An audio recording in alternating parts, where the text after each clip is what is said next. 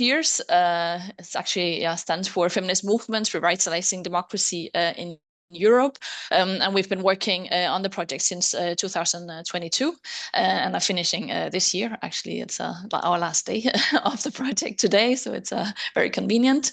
Yeah, we want to go through some of the core elements of the project.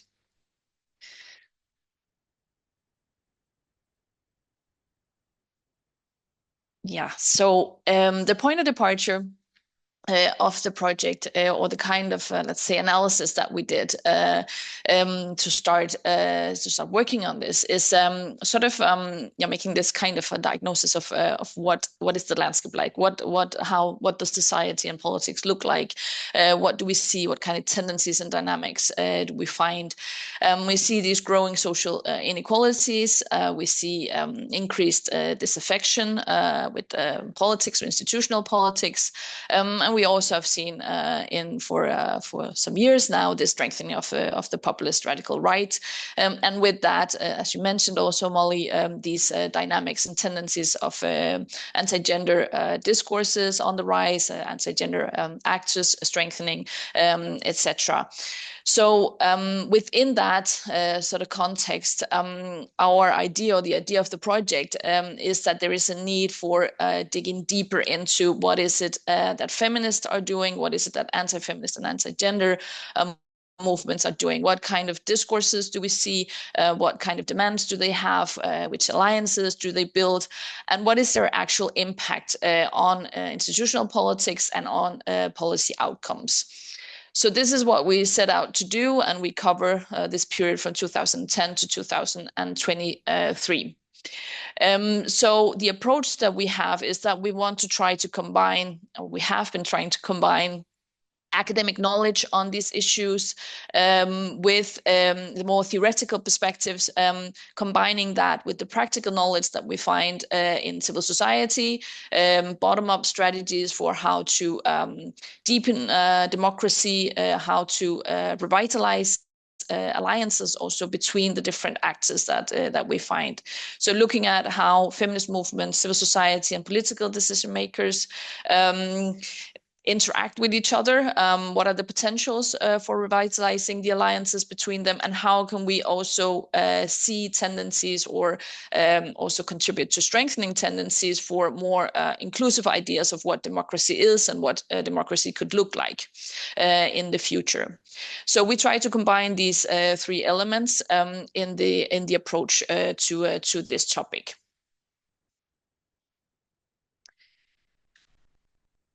The aims of the project, again, briefly. So we set out to map, first of all, these feminist and anti-feminist movements, which movements are out there, how do they frame gender issues, and what are their demands and the possibilities that they have had for making influence or influencing policies. So that was sort of a first mapping, and then we did of course also analysis of these frames and processes.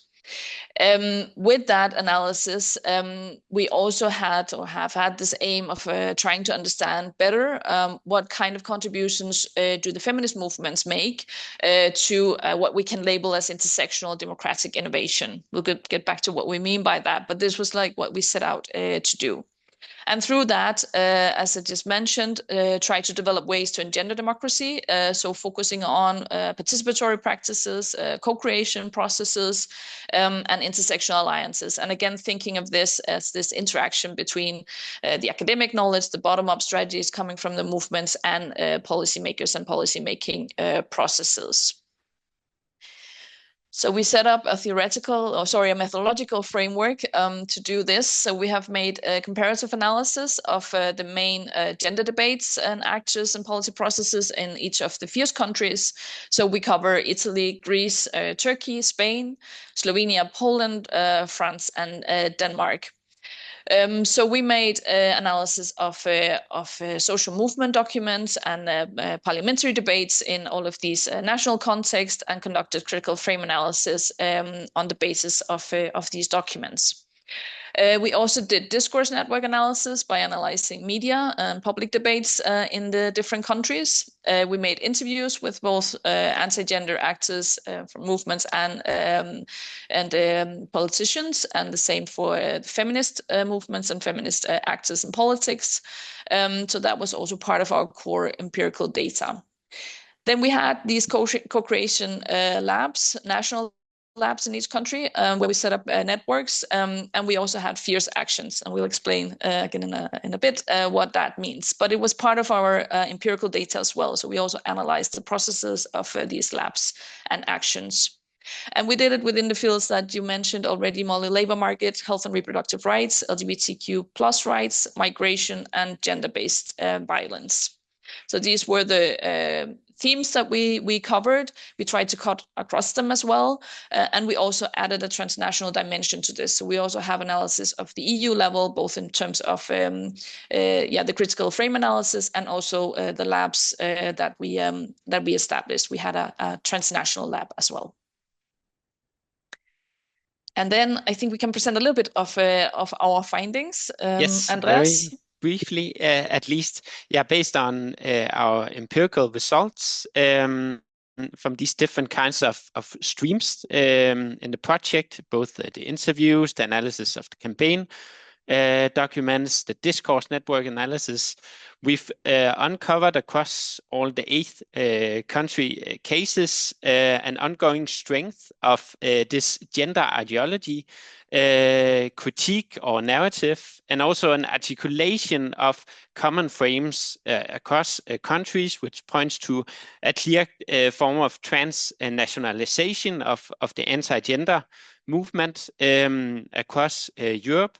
One of these common frames focus, for instance, on rights and freedoms connected to, for instance, the freedom of speech, which then helps to promote this narrative again of there being a gender ideology pervasive in society.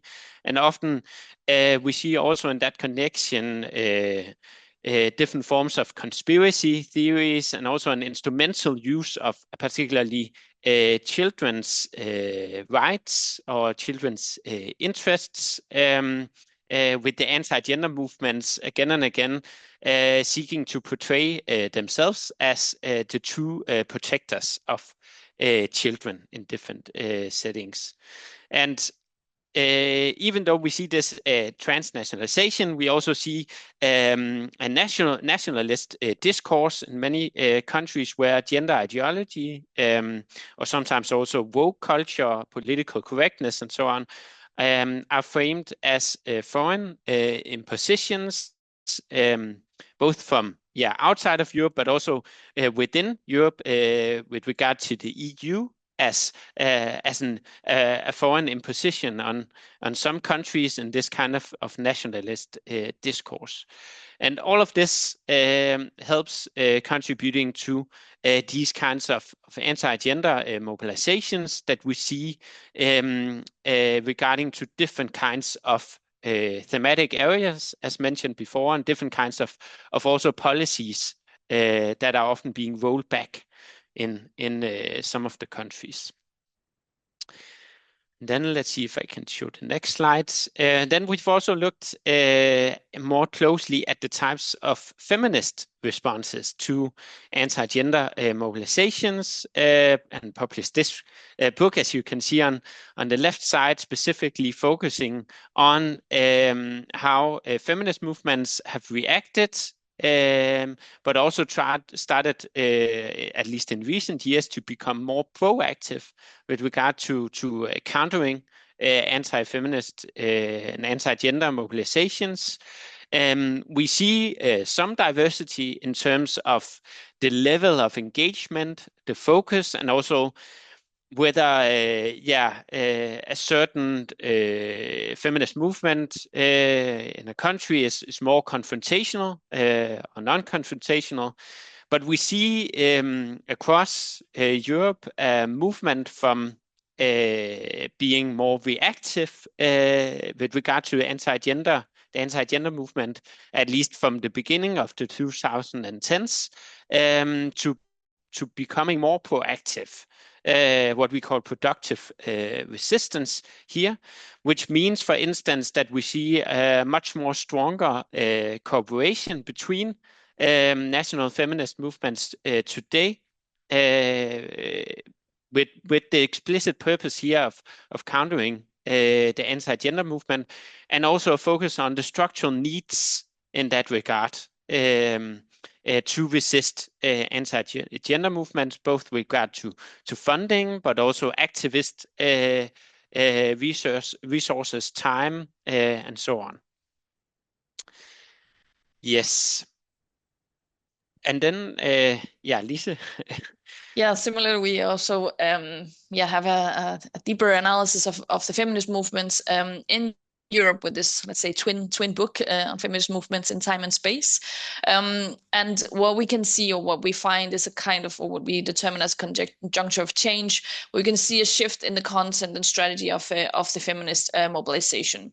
So of course we see this reaction to anti-gender mobilizations, the productive resistance that Andreas just explained, but we also see some other tendencies and dynamic in terms of how feminist mobilizations and feminist movements are developing in Europe.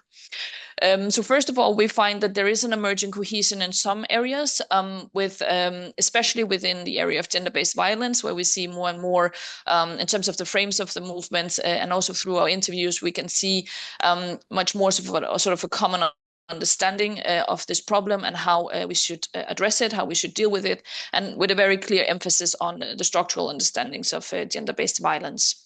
And in general, this is also what we find, that there is a sort of increasingly complex structural analysis made by the feminist movements, especially, of course, in the way in which they take into account the impact of intersecting inequalities and how that permeates society and the system as such, and how we need to pay attention to this. We have to address it. We have to look at these intersectional dimensions of both of the movements in themselves, and also, of course, of policy making and political institutions. Another key tendency is the increased importance of alliances and coalition building. It speaks also to the findings on the reactions to anti-gender movements. So how we see feminist movements coming together more and more with other movements, collaborating on shared agendas and concerns, setting up networks, etc. Precisely because there is this sense of urgency. There's a sense of a shared struggle where everybody benefits, let's say, from collaborating within these areas. And then finally, we see a transformation also of the repertoires of contention. So, for instance, we have seen the impact of feminist strikes, especially in Southern Europe, and with the inspiration from Latin America as well, and different forms of, let's say, different forms of actions, different forms of mobilization, so that we see coming to more and more, let's say, into this arena. Of course, this is sort of one part, let's say, of the dynamics, but we also find some of the challenges, let's say, for the feminist movements can be a challenge in itself with this idea of how to practice, let's say, intersectionality within the movements. And in general, we do see different kinds of cleavages, generational conflicts, etc. Also conflicts very specifically related to certain themes like transgender rights, for instance, that also is characteristic, let's say, of the feminist movements in Europe today. And then I think for the last part, we can move into this. I mentioned it a few times that we will tell more about the co-creation and the feminist democratic innovation. So let's do that to finish this. Yes, yeah, as another core part of the FIRST project, as already mentioned, we've been organizing these co-creative processes, particularly through co-creation labs in each of the 8 countries, but also a transnational lab covering activists, involving activists from all of Europe, and a network resulting from this. And besides these co-creation labs, we've also funded 18 fierce actions, as we've called them, actions organized by feminist activists themselves, but with a focus on addressing intersectionality and democratic innovation. And all of these different kinds of participatory approaches have also thereby connected us as scholars with activists on a more horizontal level, so to speak, resulting in many new different forms of collaboration and networks that will continue after the FIRST project as well. And here's just an overview of some of the different types of FIRST actions that we've funded, ranging from public exhibitions to roundtables to policy briefs and even board games and so on. Just briefly here at the end, we would like to emphasize at least 3 core aspects of these co-creation labs. First of all, they were action-oriented corporations, which made many of the activists feel that they had a stake and something to gain out of these labs. But there was also, of course, a focus on the process itself and the dialogue, respecting everyone's voices, and also having room for internal disagreements.